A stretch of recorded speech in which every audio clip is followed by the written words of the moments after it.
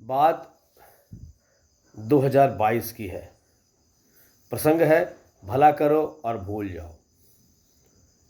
हुआ ये 2022 के मार्च महीने में मेरे एक मित्र, जो मेरे मोबाइल में जिनका नंबर सेव नहीं है, अचानक अनजान नंबर से फ़ोन करते हैं, महेश भाई मुझे आपसे मिलना है, बहुत ज़रूरी काम है। मैंने कहा क्या काम है, कहिए, फ़ोन पे बात हो सकती है। मैंने नहीं, मैं आपके घर आकर बात करूँगा। ठीक है, आइए। 1 घंटे में वो मेरे घर आ गए। घर बैठे, मैंने उनके चेहरे को पढ़ा, देखा वो बहुत परेशान लग रहे थे।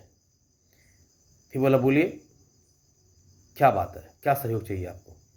उन्होंने कहा कि मुझे तत्काल 5,000 रुपये चाहिए। अब देखिए, कोरोना काल के बाद वाला समय था, मैं भी आर्थिक संकट से जूझ रहा था। फिर मैं सोचा, इस व्यक्ति के दिमाग को पढ़ने के बाद, मस्तिष्क के चेहरे को पढ़ने के बाद लगा शायद ये बेचारा परेशानी में है, और इसे लगा कि मैं इसका सहयोग कर सकता हूँ, इसीलिए मेरे पास आया। मैं उस व्यक्ति का नाम नहीं बोल सकता।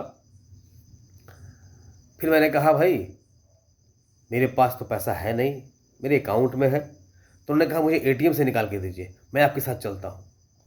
और फिर मैं एटीएम गया, मेरे अकाउंट में मात्र 5,000 रुपये थे। मैंने कहा मैं आपको 1,500 तक सहयोग कर सकता हूँ। मैंने एटीएम से 2,500 निकाले, 1,000 रुपया अपने खर्च के लिए और 1,500 रुपया उन्हें दे दिया, वे चले गए। अब देखिए, लगभग 3 वर्ष बीतने को है। इन 3 वर्षों में वो मुझसे कई बार मिले, मेरा फ़ोन नहीं उठाते हैं वो। कई बार मिले मार्केट में। मिलने के बाद मैं देखता हूँ उनके चेहरे का रंग फीका हो जाता है, वो कुछ यूं यूं कांपने लगते हैं। और जब मैं कहता हूँ कि मेरा पैसा तक दिए नहीं आप बहुत आवश्यक, बहुत परेशान होकर मेरे पास आए थे, वो फिर टाल देते हैं बात को। इस दौरान उन्होंने कहा आप फलाने तारीख को मेरे घर आइएगा तो मैं दे दूंगा। मैं उनके घर गया। घर से लौटने के बाद रास्ते में मुझे कुछ लोग मिले, बोले महेश भाई इधर घूम रहे हैं। बोले भाई मैं फलाने व्यक्ति के यहाँ गया था, उन्होंने मुझसे 1,500 रुपया लिया है, अभी तक लौटाए नहीं है। उन्होंने कहा अरे भाई आपने किसको पैसा दे दिया, वो कर्जखोर व्यक्ति है, सबसे पैसा लेता है, लौटाता नहीं है किसी को, आप फंस गए। अब आपको पैसा कब मिलेगा पता नहीं। अधिक छानबीन के बाद पता चला कि वो व्यक्ति अपनी बेटी को एमबीबीएस करवा रहा है रिम्स से।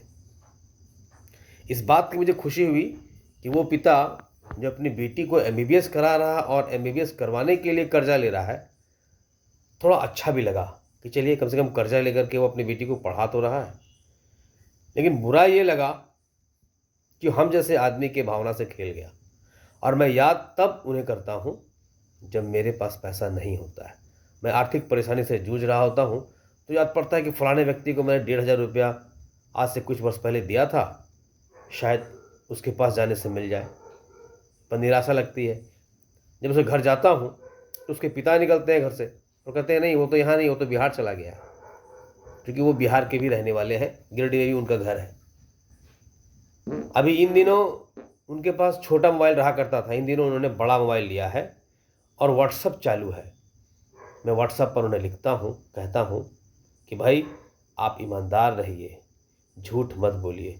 ये खुशी की बात है कि आपकी बेटी एमबीबीएस कर रही है, पर यह दुख का विषय है कि आपने जिन जिन लोगों से पैसा लिया है उससे लौटाया नहीं है अभी तक। उन्हीं में से मैं भी एक हूँ। और आप जानिए मैं कलाकार हूँ, कलमकार हूँ, भावनाओं के साथ जीता रहता हूँ। मुझे ये बात बहुत पसंद नहीं हुआ, प्रेरित हूँ, परेशान हूँ।